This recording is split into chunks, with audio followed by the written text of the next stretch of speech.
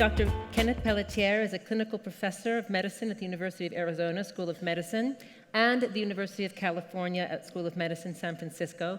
He is also a best-selling author of 10 major books on workplace wellness, but also on being stress-free, happy, and healthy, and what else matters.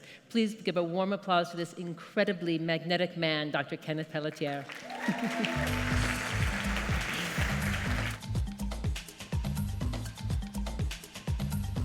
Two things. One kind of note of caution, if you will, about what I'm about to talk about, and then I'll jump ahead and tell you what the conclusion is, and you could forget everything in between because it's after lunch and you're going to sleep through it anyway.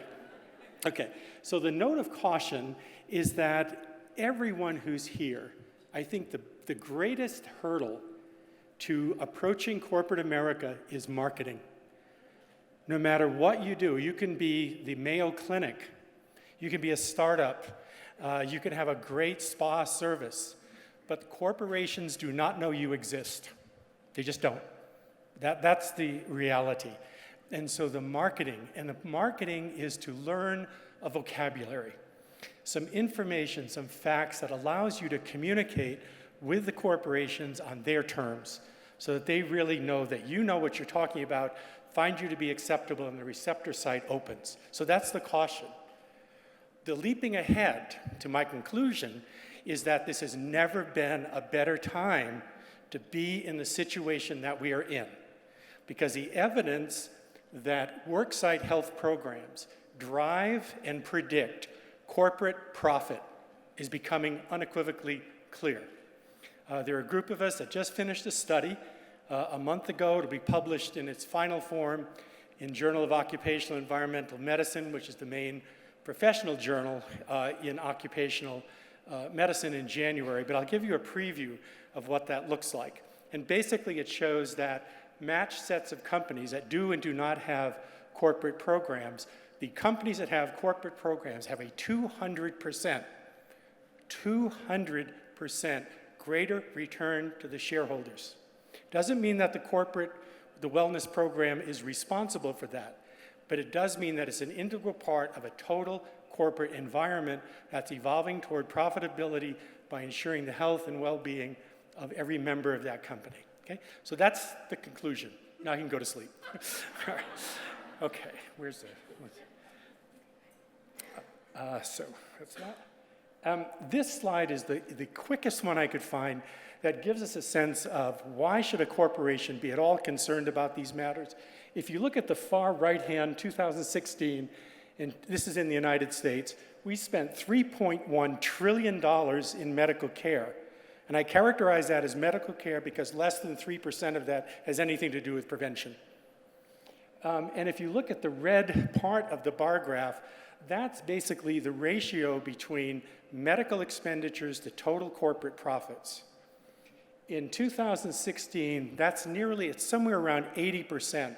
In other words, the average corporation, the average Fortune 500 corporation spent an amount equal to 80% of its after-tax corporate profits to just pay the medical expenses of their employees, dependents, and retirees. Staggering. You can't stay in business and do that. That's why companies are looking towards solutions. So this says, breathe deeply and take a quick look at my bill. I'm going to be skipping through some of my slides quickly, but not the cartoons. They have to stay. Okay, so this is, the information I'm drawing upon comes out of a corporate program. It's 30 years old.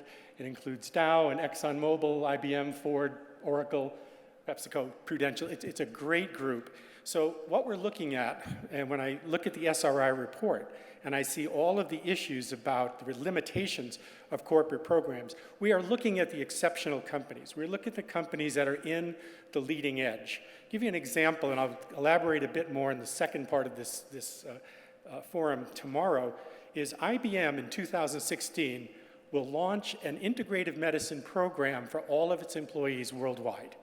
Now, 30 years ago, IBM was the first to develop, in effect, what became the Live for Life program. They're in the vanguard now, so I'm just giving you a preview of the kinds of things that we hear and develop with our corporate group. So we strike a balance between the overall environment in the Wall Street Journal and the individual health. We know that every time the economy turns down, we have an increase in every form of chronic disease, an increase in violence, an increase in heart attacks, incarcerations. What we don't realize is that every time there's an uptick, the same thing happens. Increase in incarceration, increase in heart attacks, increase in chronic disease. So the issue is not good or bad, it's it's amount of change per unit of time. When we have to undergo profound change in too brief a period of time, that's inherently stressful. That's what we're going through now. So this is just historically, I spend much time on this. The first corporate program was conducted in 1974 at Gimbel's in New York. What's interesting, it was a blood pressure screening program that if you look at the very bottom, of the 94 patients followed for 1 year, 97% remained under therapy, 81% had satisfactory blood pressure reduction. I use this as a benchmark to say we have infinitely better medications. We know more about the behavioral management of all chronic diseases, including hypertension. Why do we have a single case of hypertension in any working person anywhere in the world? It shows you the degree of difficulty in changing the lifestyle and even the pharmacology and management of a major chronic disease. That's the mountain, if you will, that we're all attempting to climb. This is a couple of examples of things. We did a back pain intervention program at Ford Motor Company. We developed a NASA, the National Assessment of Stress Adaptation for NASA, looking at stress at NASA, which is a pressure cooker, if you've ever seen one. A lot of very brilliant people with no mission. Sorry. They're getting there, though. They're going to launch soon. Prudential, a study that looked at how do you have people prevent conversion from short-term to long-term disability, which is a nightmare for corporate America. So those are some of the things we do. And again, tomorrow I'm going to look in detail at the two newest areas. One is epigenesis, or our ability to influence our genes rather than the other way around. The other is in the area of biotechnology and the Bluetooth wearable devices and also the ingestible devices, and doing research on that, which is going to personalized medicine. It's going to take the general guidelines that we all adhere to and know about and make them highly individualized and very specific. So I'll get to those tomorrow. So this is the literature search for our Ford Motor study where we used acupuncture.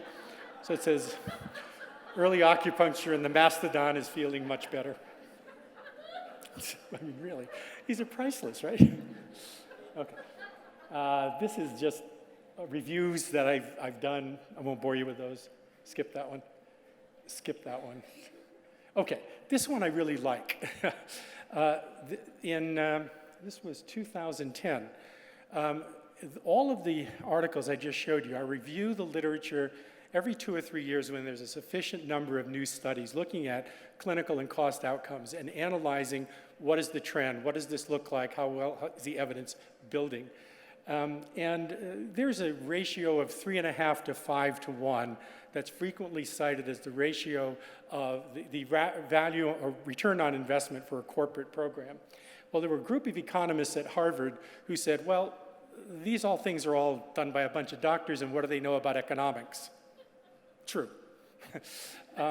So they ran their own study, and their conclusion was that in looking at all of the studies to date, as of 2010, it came out of 3.22 to 1 ROI, which I think is rather extraordinary. Most people in business would be very happy with a 3 to 1 earning ratio. Skip that. Skip that. So this is a variable we found true in all of the studies that we've ever conducted, that we operationalize choice. We operationalize choice for people going through our studies. So this is the slide that really summarizes everything that I had planned on spending time with. But there are 219, first bullet point, 219 studies conducted of work sites. That's extraordinary. That's a huge number in any clinical area, in any area of research. Secondly, all of them have demonstrated benefits in short-term disability, long-term disability, absenteeism, retention, productivity, performance, and presenteeism. And presenteeism is the ability to stay focused when you're at work. So it's a scale that we developed at Stanford. It was called, when the corporate program was at Stanford for 12 years, we developed the Stanford Presenteeism Scale, which measures how attentive and focused is a person when they're at work as opposed to being absent. Of the cost-effective, cost-benefit, and ROI is positive in 155 of the 156 studies analyzed for cost outcomes. The one study that failed to show cost outcome is an old study conducted at Kimberly-Clark, where they factored in the cost of a $2.5 million gymnasium on the cost side of the equation. I don't know who the economist was for that study, but I hope they got fired. Of the 155 reporting financial ones, the ones looking at ROI, 93 were all positive on return on investment. The vast majority of cost effectiveness demonstrate positive ROI, et cetera. The last 2 points, evidence-based ROI in these studies, these 219 studies, is 3.5 to roughly 5 to 1. That's an extraordinary figure that you can count on when you're presenting to a company, when you're going in with something that you are offering that you think will make a difference in the health and well-being, and the C-suite wants to know, where's the return? Where's the dollars that I'm going to derive from this? That is a very safe ROI.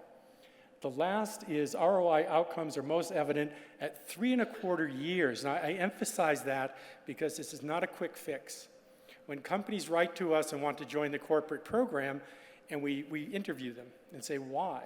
And if they say we want to save money, we say, sorry, you need to talk to accountants because that's not what we do. We improve the health of your company, of your employees. From that, we believe that the ROI will be improved, but that's not the other way around. Okay, now this is the bottom line here.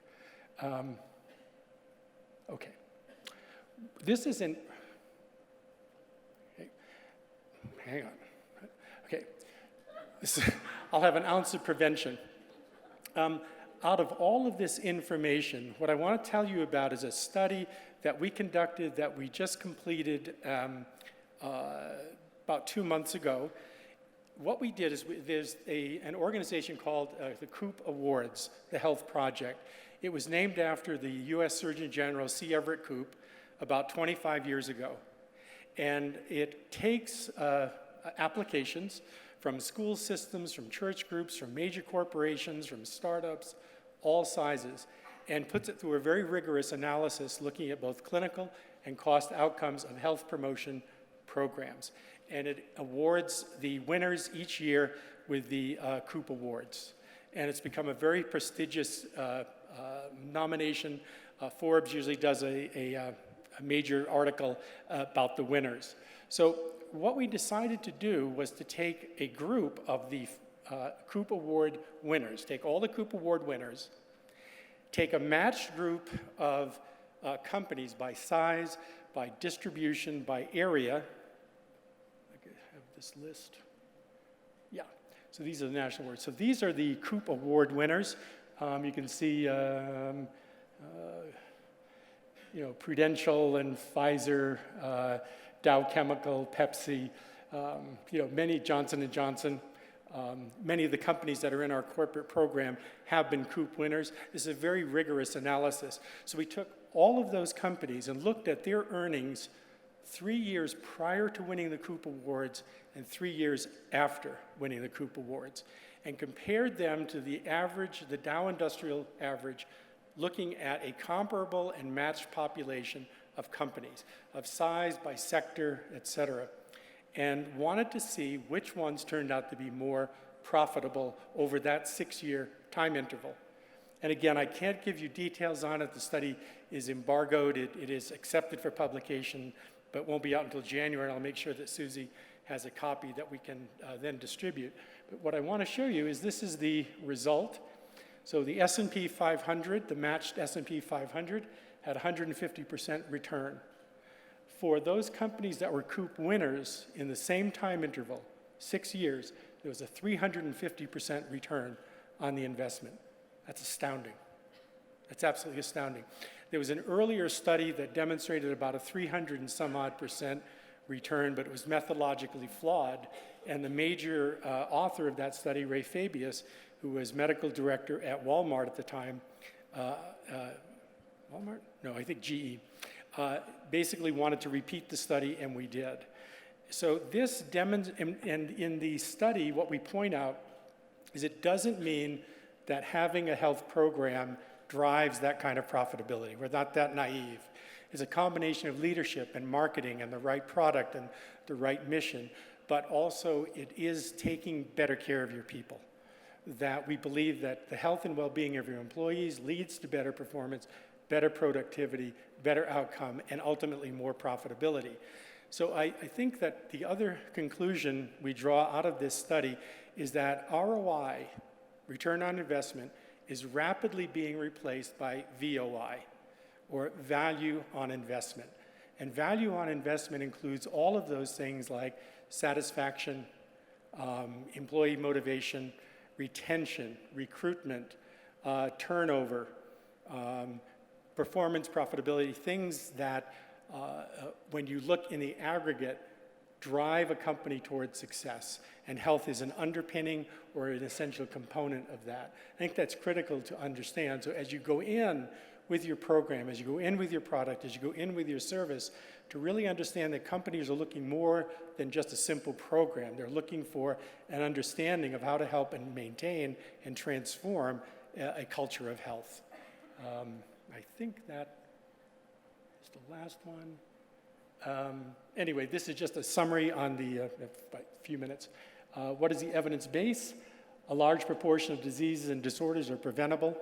Second bullet point, many modifiable health risks are associated with increased medical costs within a short time. Upper right, modifiable health risks can be improved through workplace-sponsored health programs. Middle one, improvement is the health risk profile of a population, can lead to reductions in medical costs. And finally, worksite programs do save money in healthcare expenditures and produce a positive ROI. And you'll hear from Dr. Fick Isaac about the Johnson & Johnson experience. When Susie and I were talking about this particular session, she said, well, I'd really like a medical director from a company that's really doing this. And I said, okay, there's one person that we really need to have here, and that's Dr. Fick Isaac. And so I'm the setup man for his excellent presentation to come. So with that, that's it. Okay, so thank you very much.